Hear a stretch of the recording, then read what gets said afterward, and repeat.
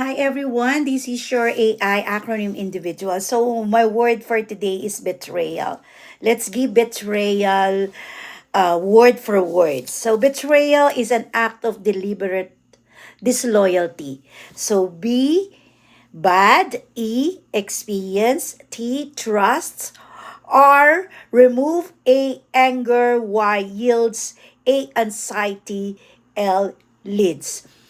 We experience betrayal. Siguro po sa atin, we have different stories about betrayal.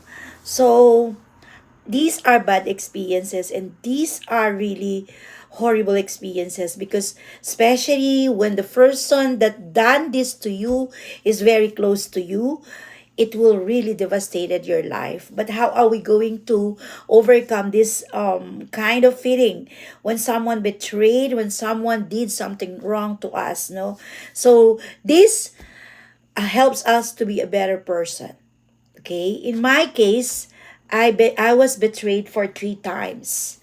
I was betrayed for 3 times, and this betrayal makes me stand up and makes me stronger and a better person.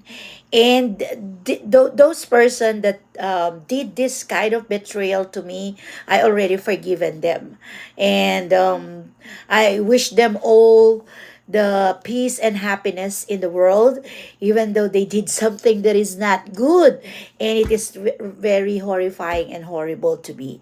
And who they know who they are, so I will not mention any of their names, but I forgiven them already, and I am at peace because if God can forgive our sins, who am I not to forgive them?